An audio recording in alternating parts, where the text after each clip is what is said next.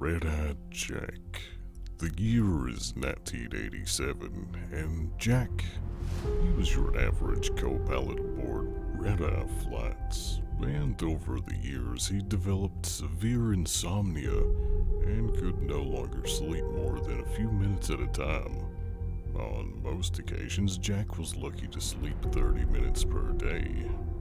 After weeks without proper sleep, Jack started to exhibit signs of hallucinating. He would talk to people that weren't in the room and interact with objects that didn't exist. His concerned co-workers begged Jack to take some time off and see a doctor. With substantial convincing and having his employment threatened, Jack accepted the advice and would see a doctor when returning from his next outgoing flight. It was on this flight that the captain over Jack would begin to degrade him, saying how weak and pathetic Jack is. "Who can't go without a little sleep?" Jack heard the pilot say. "You must be really pathetic. It's no wonder you can't find a woman. Doubt any woman would be satisfied with a little shit like you." Jack couldn't take the abuse and left the cockpit to go freshen up in the restroom at the back of the plane. Look, there's the freak everyone's talking about. Oh my God, can you believe they would let some loser like that be a co-pilot? Well, he could never be a real pilot. Just look at him. Jack could hear the voices of all the passengers talking about him as he made his way back to the cockpit. Everyone was staring at him, judging him, just like the captain. Tears were pouring down his face as he took his seat next to the pilot. "What's wrong, sissy? Piss your pants on the way to the toilet?" chuckled the captain. Why aren't your lips moving? Why are you doing this? How are you doing this? Exclaimed Jack towards the captain. Looking confused at Jack, the pilot asked, "Jack, what are you talking about, buddy? Are you okay?"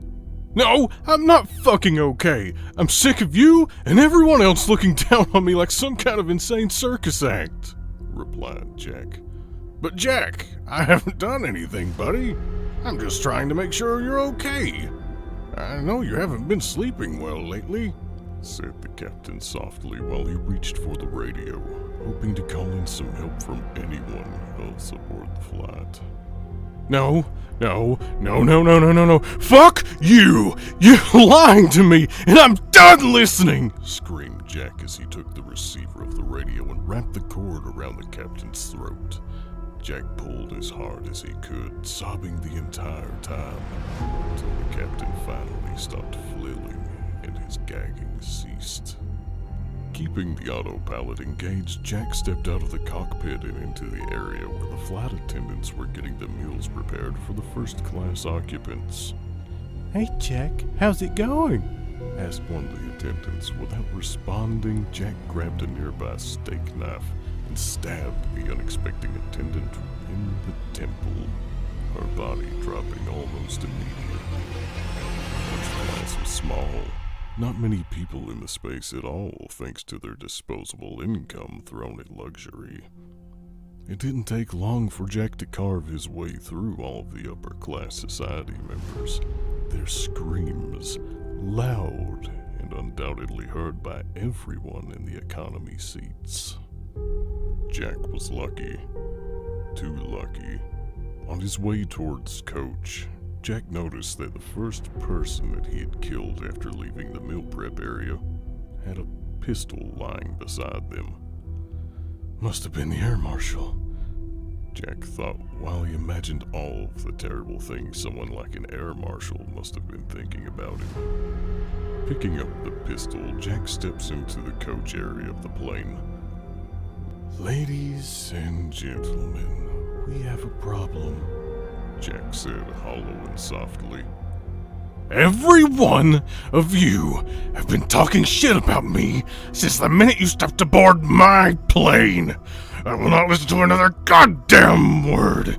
It's time you all shut up." Jack, fully losing it, he started stabbing the closest people he could to himself. A brave few souls stood up and tried to rush Jack in a desperate attempt to save everyone. Little did they know that He had held the air marshal's sidearm in his offhand the entire time. Bang, bang, bang! Over and over again could the deafening sound be heard throughout the plane as Jack mowed down everyone who attempted to resist his slaughter. All had become silent. Jack, confident that he had finally achieved peace aboard the flight, turned toward the cockpit to complete the flight on schedule. What's that? Jack shouted. He could hear muffled voices coming from the rear of the plane. Shh, shh, he'll hear us. Could barely be heard through the silence. Jack made his way to the back of the aircraft into the restroom. Knock, knock, knock. They heard from the outside of the door. Excuse me, but only one person is allowed to occupy the restroom at a time. I'm going to have to ask you all to step out, Jack said with a twisted smile. Everyone in the restroom began shouting and crying in sheer terror. Come out now, Jack demanded as he continued to beat the door with the grip of the pistol. But no matter how much he smashed or pried the door, it would not open. Fine, said Jack as he made his way back down the hall. Suddenly, over the intercom, you could hear, "Thank you for taking the red-eye. We'll be reaching our destination in just a few moments. I hope you've all enjoyed your flight. This is your co-pilot, Jack, signing off." Jack disengaged the autopilot and put the plane into a forced nosedive. With a deep sigh of relief, he proclaimed, "Well, I think it's time for a good nap for once." Jack drifted to sleep soundly, even though the sound of the remaining passengers beating on the cockpit door and pleading for their lives could easily be heard.